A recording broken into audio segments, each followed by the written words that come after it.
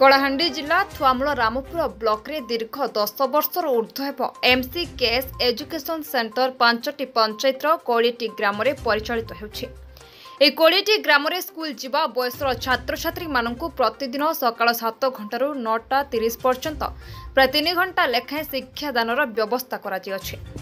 ए शिक्षादान करबा समय एमसीकेएस संगठन तरफरु पिला मानकु एमडीएम माध्यम रे खाद्यर व्यवस्था करी जड़े संयोजक और प्रति सेंटर पर जड़े शिक्षक सहित जड़े रसिया को किछि पारिश्रमिक दे वर्ष तमाम शिक्षा अध्ययन निमंते सुव्यवस्था करी आदिवासी अध्युषित अंचल शिक्षार विकास जारी रखिछन्ति। शिक्षादान संगे संगे ग्रामांचल लोकंक स्वास्थ्य परीक्षा और स्वास्थ्य चिकित्सा शिविर आयोजन अभिभावक मानकु तथा असहाय निरीह लोकंकु शीत वस्त्र किछि खाद्य सामग्री बंटन मध्य करि चलिछन्ति। ए संपूर्ण कार्यक्रम कलाहांडी रे आरंभ करी सुचारू रूपे वर्तमान पर्यंत निज प्रचेष्टा और बिना पारिश्रमिक रे तुलाउछन्ति अखिल श्री सिद्धार्थ नायक और समाजसेवी श्री अशोक कुमार सिंह। आज 78तम स्वाधीनता दिवस और एमसीकेएस दिल्ली प्रतिष्ठाता जन्मदिवस पालन अवसर में 5टी ग्राम 300 लोकंकु भोजी भातर आयोजन करी थुआमूल रामपुर ब्लॉक अल्लापाट पंचायत कुकुर भुर्सी ग्राम पालन करथिले। एठारे एमसीकेएस संयोजक कृष्ण गोपाल सिंह, ग्राम्य स्वेच्छासेवी माने हेले चंद्र माछी, श्रीमती शुभनी माछी, दीपांती माछी और विकास गोहिर जोगदे सुचारू रूपे संपादन करथिले। कलाहांडी जिला थुआमूल रामपुर ब्लॉक रु रवि नारायण सिंह रिपोर्ट, संग्राम टीवी। मोहन्ना सिद्धनी माझी, ग्राम कुकुरबुर्सी, ग्राम पंचायत कर्लापाट, ब्लॉक थुआमूल रामपुर, जिला कलाहांडी। आम कुकुरबुर्सी ग्राम रे एमसीकेएस सेंटर एजुकेशन सेंटर चालुथिबारु लाइटा 10 वर्ष गला आम एमसीकेएस सेंटर चालू। आज अगस्ट 15 तारीख आम मास्टर बर्थडे कार्यक्रम रे कांटा कले कार्यक्रम आम एमसीकेएस सेंटर रे सकाले 7 रु 9:30 पर्यंत स्कूल ट्यूशन करा जैसी। आज कार्यक्रम कांटा कले आज डालमा भात तापरे आमर सुजी हलवा। मन्ना होचे धन्यवाद आपण ठीक टाइम रे ठीक समय रे उपस्थित करी आज कार्यक्रम उपस्थित तो आपण को धन्यवाद।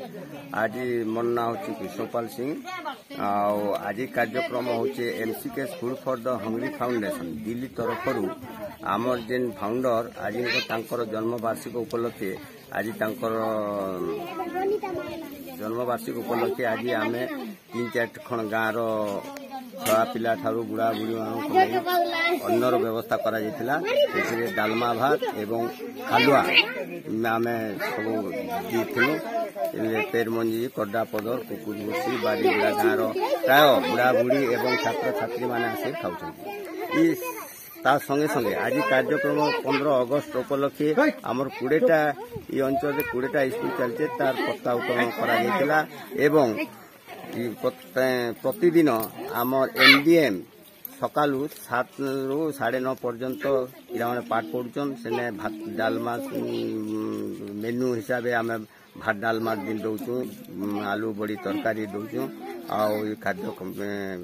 कार्यक्रम तरफ करा जाउछे।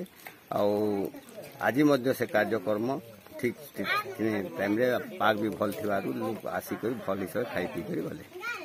आपण एमसीकेएस कार्यक्रम केते वर्ष हला? आज के 2007 मसीहारू आम यहाँ चली जाइए।